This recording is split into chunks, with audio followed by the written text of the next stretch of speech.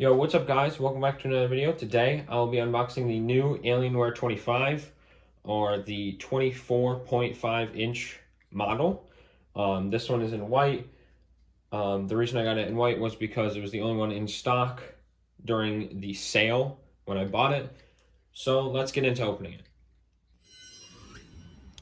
Yo, Editing Jeffrey here. Just wanted to let you guys know that the timestamps for the bigger segments of this video will be in the description, and I will also have a link for this monitor in the description as well. Now, moving on to the video. First off, let's break the seal.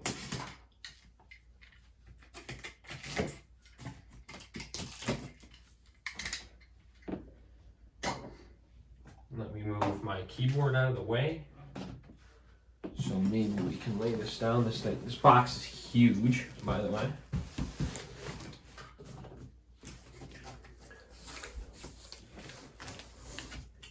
A couple more pieces of tape.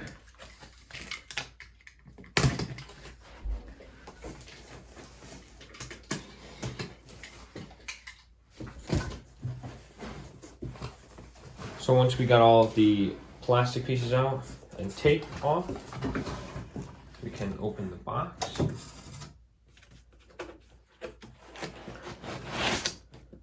On top seems to be a box with accessories.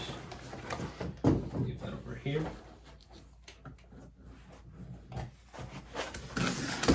Off a layer of foam to reveal some instructions,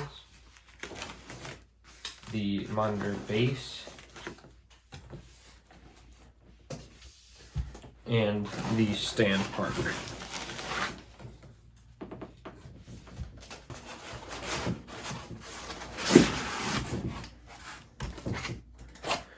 Now let's get the monitor itself out. Just gonna put it aside. Remove the plastic off the stand.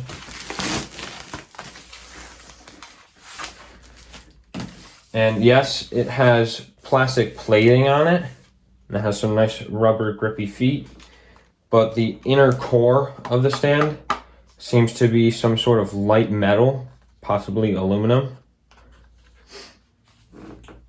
Now let's get the main portion of the stand.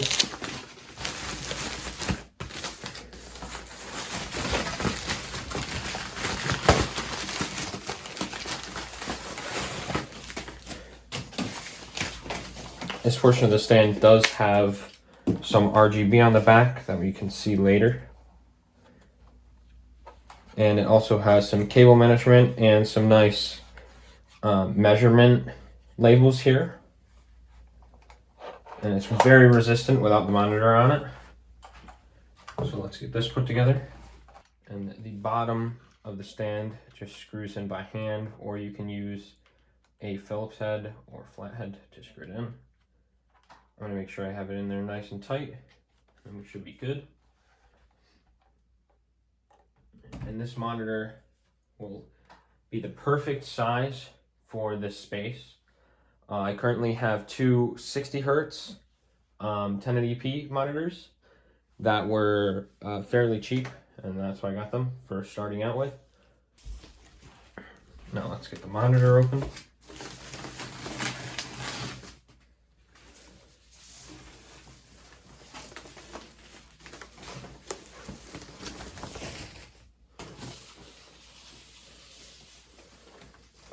It has some instructions on the back on how to install the stand. It tells you to install it at an angle.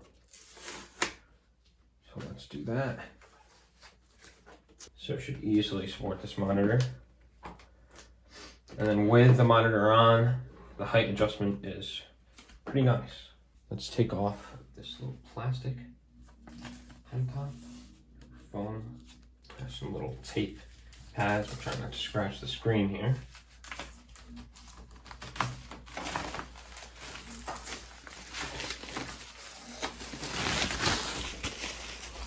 Now let's look into the box of parts. This, I believe, is the shield that covers the ports on the back of the monitor to give it a cleaner look. Yep, that's what it looks like. Set this to the side. And at the bottom of this box, we get a few cables. Looks like we get a hefty looking HDMI cable and a DVI and a USB pass-through. I'll be using the DVI and USB pass-through for now. And then we also have the power cable. I'm gonna hook up these wires and I'll be right back. So just keep that in mind if you have current 24-inch monitors, that this monitor is a little bit bigger than the 24-inch ones.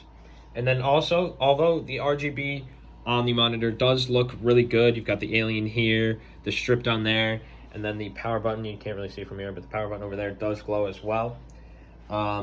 They aren't really that nice when you put your monitor up against a wall. My room is fairly small. I know my green screen's up so you can't really see it, but when you're buying this monitor, if you're just gonna put the monitor up against a wall, don't take looks into consideration, although it does look like a really nice monitor that has some pretty decent swivel and tilt. Of course, you can put it in vertical and horizontal, and it goes up and down pretty far. It goes up this,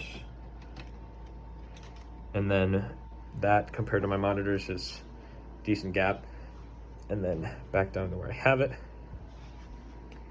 But yeah, I don't have a whole lot more to say about this monitor. I'm not a professional monitor tester or anything. All I know is that this monitor is way better than a 60 hertz monitor, and according to some sources, it's also pretty decently better than 120.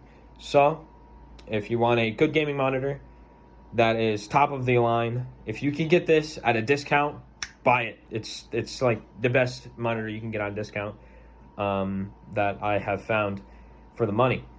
But if it's not a discount, I'd recommend just looking as far as you can to see if there is a discount, because I found a discount for about $120 off around Amazon Prime Day. But it is still really good for full price if you're willing to shell out the extra money. So as you can see, this monitor does look decently more vibrant than this monitor, which this one is a budget 60 hertz 1080p monitor, and this is of course 240 1080p. So it's the same resolution. This one's a little bit bigger, so it has a little bit of a disadvantage, but it still does look as crisp, maybe a little bit more crisp than my previous monitors. But if you do look at the icons, you can see some of the pixels and stuff, but from far away you will never see them unless you have the best eyesight. But yeah, I don't have any complaints with this monitor, and the colors. The only complaint I have is that they advertise a 1 millisecond response time, but you can't really get 1 milliseconds unless you put the monitor into like overdrive, or whatever that is, the fastest mode for refresh rate. And then of course when you do that, you get a lot of motion blur and ghosting, and it just doesn't look as good compared to the slowest mode, which is fast. Also, the OSD on this monitor is pretty good. I'll show a picture up on screen of the back of the monitor. It does have a nipple, which is nice for navigation. It has preset modes. It has game enhanced mode. It has AMD FreeSync and G-Sync installed. And then the response time, I do recommend putting on fast, but of course, super fast and extreme do work and do give you better response times, but fast just looks the best and is most likely the best for hitting flick shots and stuff, since it is clearer. There is a dark stabilizer, but it's not the greatest on this monitor. There are better monitors with better dark stabilizers, but this is what you get. So now let's move on to a refresh rate test. So for this portion of the video, I'll be comparing 240 FPS on this monitor versus 120 and 60 FPS.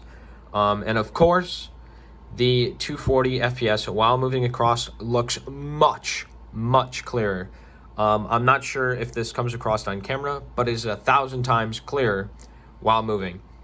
Also, I'm going to pull up a picture of these frames with my camera. Now, this isn't the best way to test it by taking a photo in 60 FPS, but here's just a example on screen. And as you could tell, the top Alien has the most detail out of all of them, with the 3 eyes being extremely clear, and then the 120 FPS goes down a little bit less in clarity. You can see less of the white dots on the ship, and then the 60 FPS is just complete garbage. And unfortunately, that's what I was using the game on before. Although these other monitors, I do have another review on these monitors, which I'll put in the cards here. These monitors are great for like just using web browsing, anything like that. Maybe some slight video editing if you're new at it. Don't do any professional video editing on it, but they are pretty good monitors. So I'll put a link above. So yeah, that's all I have to say. Thank you guys for watching. I hope I gave out some more information than you previously knew about this monitor, or at least help you in your decision on whether you really want this or not. So yeah, thanks for watching. Peace.